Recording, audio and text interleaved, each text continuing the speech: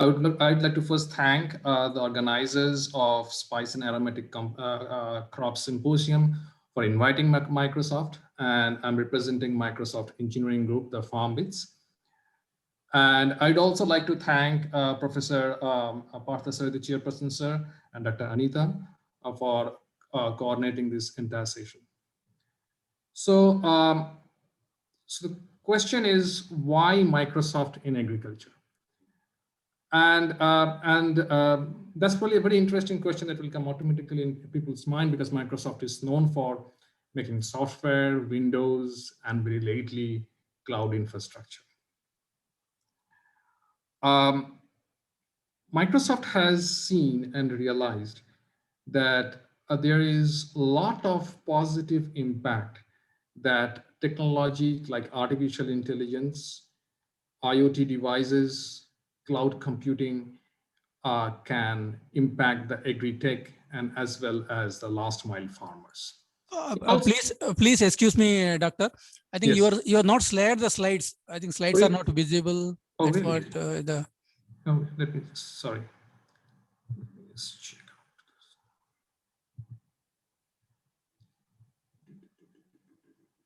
this. Is it visible now? Yeah.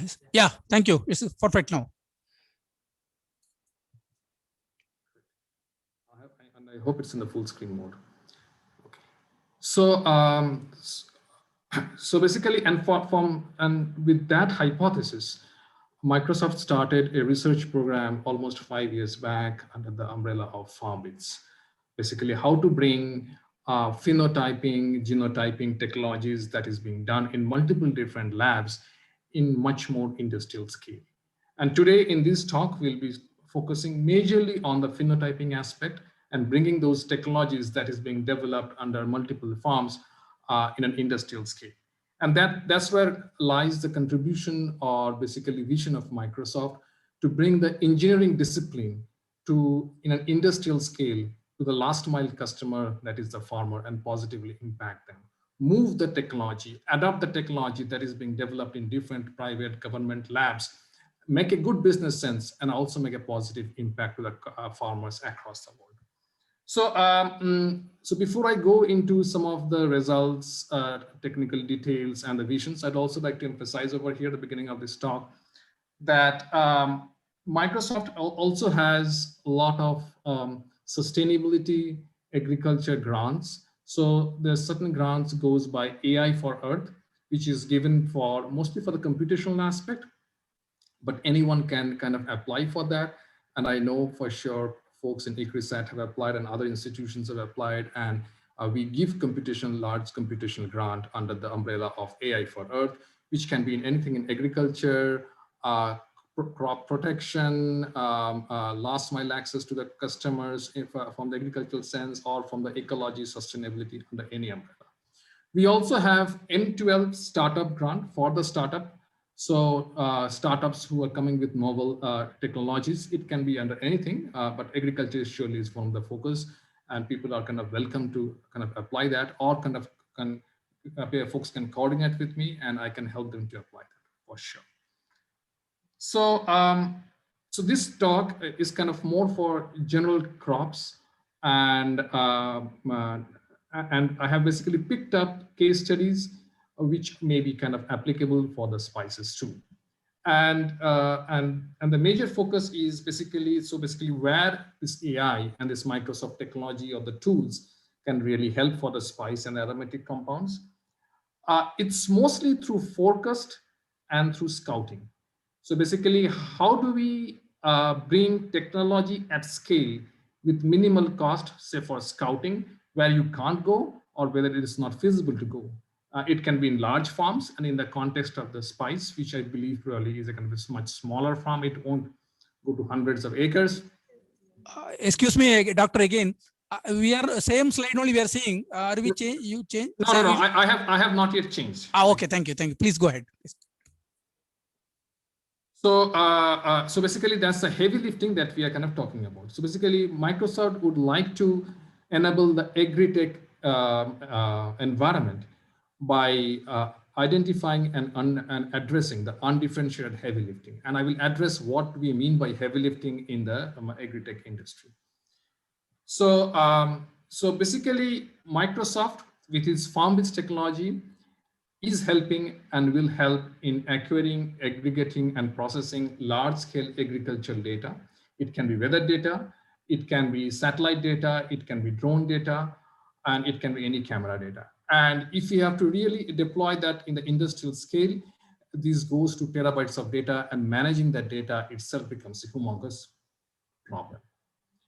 For building machine learning models, and especially at industrial scales, you need standard schemas, and querying this data requires a lot of processing of data, and Microsoft will enable in kind of very efficient querying of the schema. And when we say querying of the schema, and especially when you want to have a real-time insight to the farmers, those queries should take in the order of milliseconds. Those are altogether different computer science problems, because if we query today, and if the farmer gets the result 12 hours from now, it's kind of meaningless. And especially querying with millions of satellite data frames is a humongous task. And also to basically fuse different data sources. So this is the kind of the overall architecture that basically we are marching forward and having our product released in different versions. So Microsoft has what we call Azure Cloud, which is a heavy computing resource that can be accessible from any part of the world as long as you have internet access. And if you can see my cursor over here, so FarmBits, basically Data Hub, sits on the Azure Cloud, and it has provision to ingest data from the farm. It can be an IoT edge data, for example, drone data. It can be a satellite data. It can be weather data, or it can be data through any other sensors. And of course, we also have a technology called TV white space. So what it means is that you can basically buy a device from a third-party IoT device, let's say soil moisture sensors. You may or may not have internet access in the farm, but Microsoft has technology like TV white space to connect that sensor to the cloud, and the farmers can continuously see the data. So, and on the top of that, so you can have, as you can think, so basically if you're an agri-tech company, you are going to have millions of such devices. So device management, data visualization, and building AI ML models are kind of critical, right? And Microsoft has a very core population or cohort of data scientists, and they are basically trained in building image forecast level, weather-related AI ML models. We would like to bring that expertise to, in the farming and in the agricultural ecosystem. So before I go into the technical side, so I will focus on the major source of the cheapest form of data, which gives a lot of agricultural insight.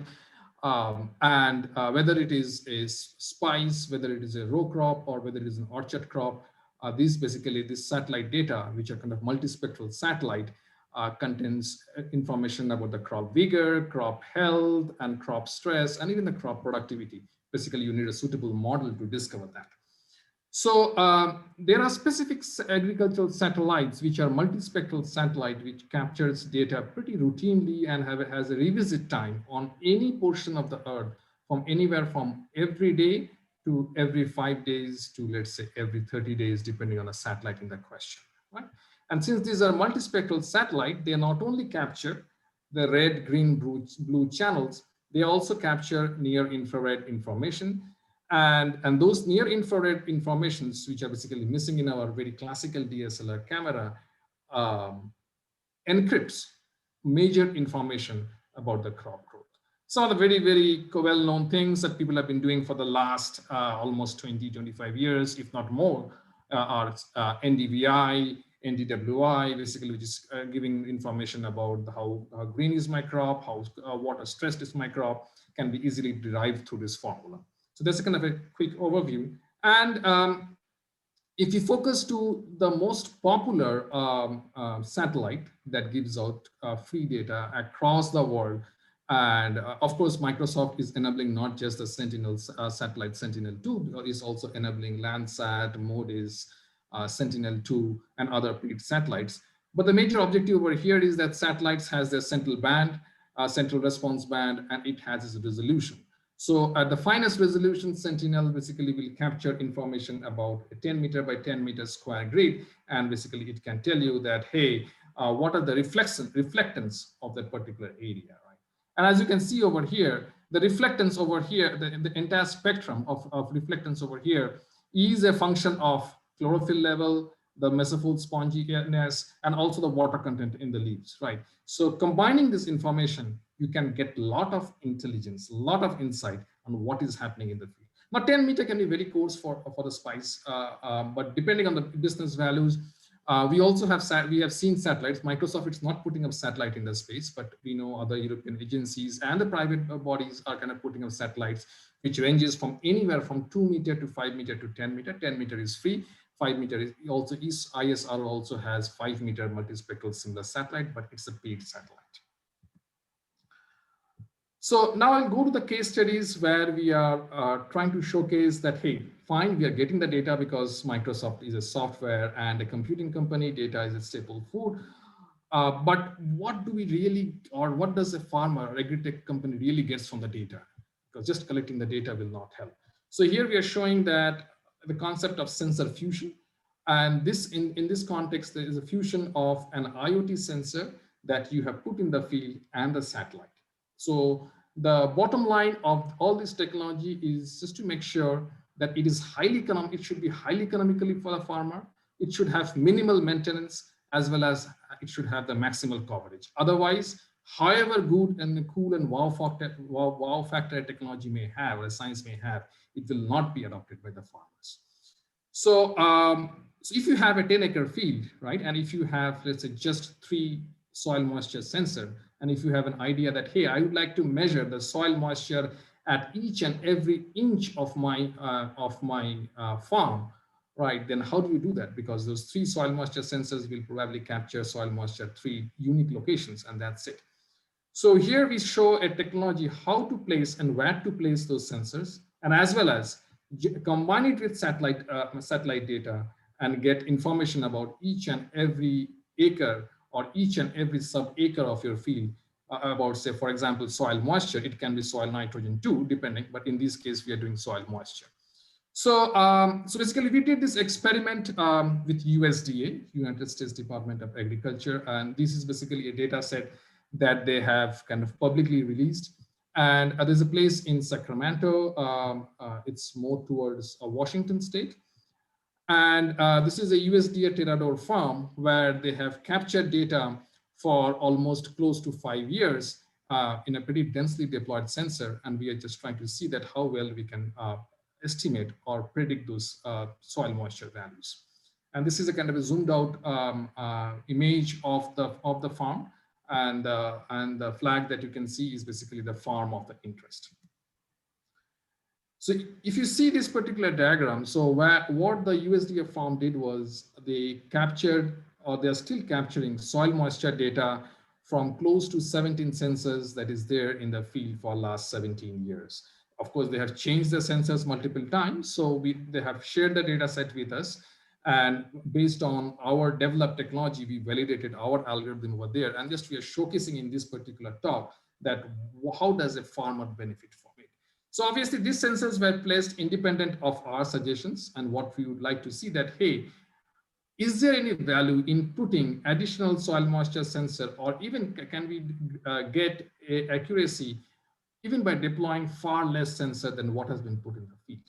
So our suggestion was that, hey, you don't need to basically, and this suggestion was based on entirely analyzing the field for the last 3 years satellite data. And then we came up with an hypothesis that you need to put, if you see those blue dots over here, those blue dots are basically where the soil moisture sensor needs to be placed.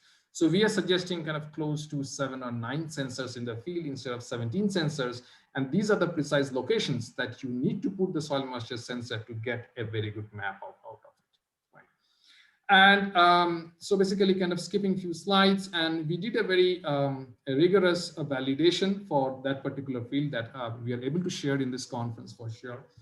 That as you can see that, here we are showing the soil moisture values of, again, what we call a cross validation. The field had a 17 sensors, and we told that, and we what we did was that we took only a subset of those sensors, say 6 or 7 sensors, and tried to predict the soil moisture at other sensor locations. Our algorithm was extremely high accuracy, and the error values were as close to 2.5% of the actual soil moisture level. So that soil moisture, so basically, so at the end of the day, you will get out soil moisture heat maps, not just the soil sensor values, and the heat maps will be looking very similar to what you see over here, if you can see my cursor. So there will be, and these are basically volumetric soil moisture at a percentage of water in the field. So based on this, you can basically make your decision where to basically water if you have a variable rate irrigation system facility in your farm. So here we are showing the cool technology and a very maintainable and deployable technology based on satellite and IoT data. Next, we'll basically go to something that is much more applicable to in Indian context and places where you may not have very precise weather forecast.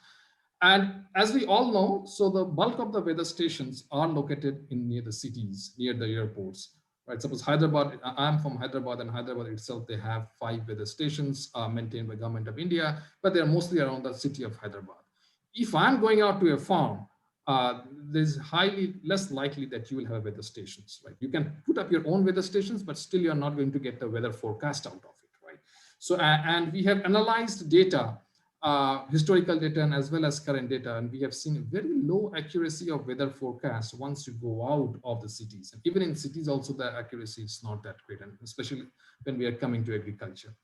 So we are trying, so in this particular case, we are showing that, hey, how you can use satellite data and IoT weather station data to develop a weather forecast system for yourself. So what you need to do is basically buy an IoT, let's say Davis instrument weather station, put it in your farm, and use Microsoft technology with the free satellite data to get weather forecast over 5, 15, 16, 17 days. And this will be much precise and personalized for your farm of interest. So now you can take your own decisions for that, right?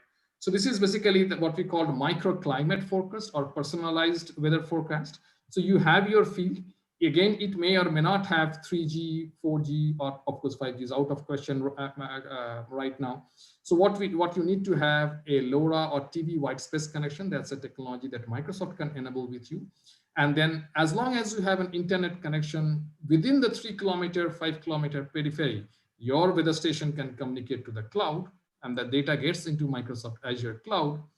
We have third-party weather provider, which gives weather forecast algorithm. And using those algorithms and those data, we are able to make customized weather predictions for your farm.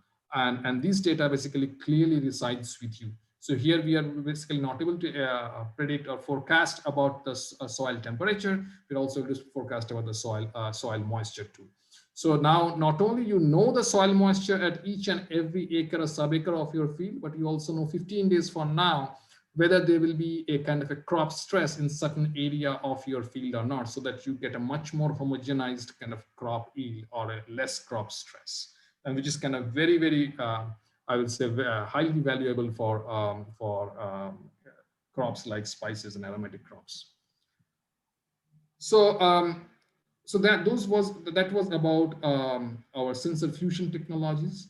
So we are also working with pure remote sensing, and this is more of applicable to the row crops and kind of large scale cropping. This is more about the emergence and trying to predict that when will be my crop ripe for harvest. And so, as I've emphasized, Microsoft would like to address the entire agricultural ecosystem, which goes right from the seed manufacturers, who are developing hybrid seeds or genetically modified seeds, to equipment provider like John Deere's of the world, or irrigation companies like JN Irrigation, or towards the harvesters like, say, Unilever's of the world, or to the Cargills of the world, who basically takes the crop and pays revenue to the farmers, right?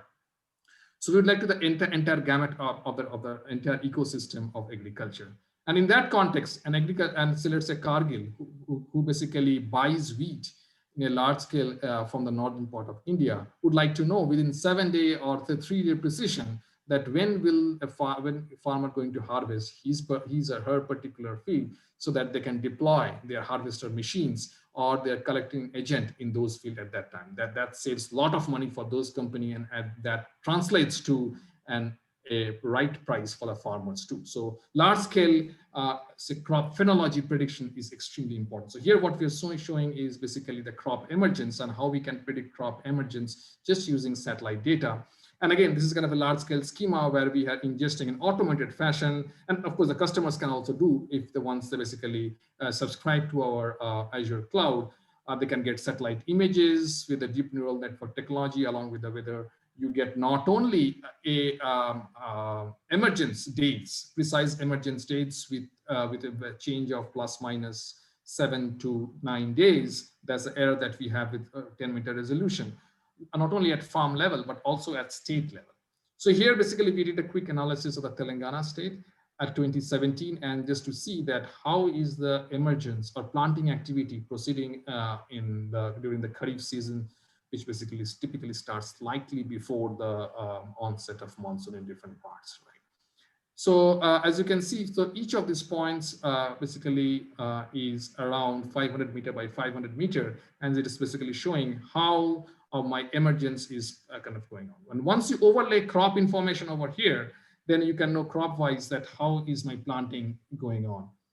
And at the end of the season, or before the end of the season, at the middle of the season, you can also predict that whether there was any delay in the emergence or not, which makes my crop in that particular area more prone to disease, more prone to pest, right? So all those intelligence insight you can get the click of a button on Azure Cloud right now today. So we'll shift gears and go to kind of another different format of enabling machine learning. So as I mentioned, Microsoft is all about enabling the customer to build either model or accurate data. So over here, we are enabling basically customer to estimate biomass, right? And since we are not an agricultural company and we have very less data, so basically we build all these models using synthetic data, and we would like the partners or any agricultural universities or any agricultural company to come with their small amount of data, fine tune the model, keep the model for themselves, don't share it with any one of us, but have a better result, right? So this is a kind of what we call in computer science architecture of what we do. I know this is a kind of slightly overdoing this particular conference, but I will quickly go through it.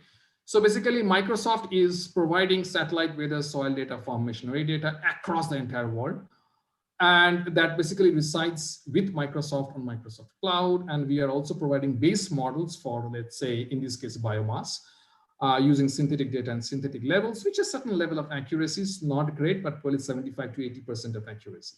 Now customer, and the customer can be anyone. It can be an ag tech company, it can be an university, come with their own data, own custom level, and improve the estimate and keep that model and not share with Microsoft, but share with their own farmers.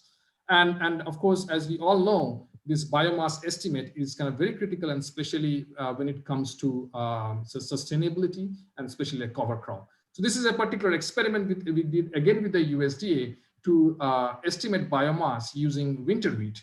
And one of the typical challenges that you have in the winter wheat or in any remote sensing is saturation of the signal.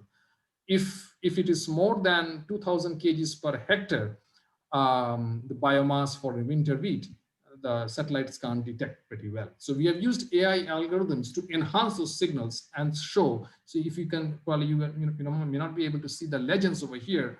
So the y-axis is basically the kgs per hectare, and on the x-axis I'm showing the date, and the orange color is basically my actual biomass. So we are able to predict pretty well, depending on all these different farms, those values. And when you see the RMSE value, these are just using synthetic levels. Is say 1,000 kgs per hectare is an RMSE, that means an error. But the actual amount is 6,000 kgs per hectare. So we are basically making somewhere around about 1/6% of an error, right? So close to 15% error, which is still tolerable. Once you bring in your data, those values will kind of improve dramatically.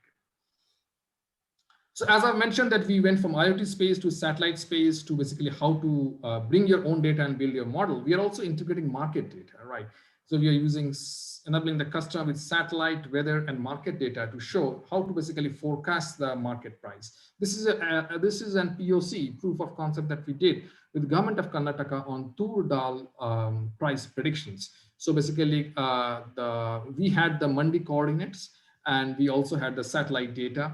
We didn't have the where tur dal is growing, but what we had is basically the real-time mandi price information and the historical mandi price for tur dal. So based on that, we're able to show how accurately you can forecast depending on what you want, 15 days, a month, or 3 months in advance, the tur dal price, and you can fine tune your harvest time, your market approach. And this is, in this particular example, I'm showing the tur dal for the districts of Bidar, Kalburgi, and other places in Raichur and other places in Karnataka.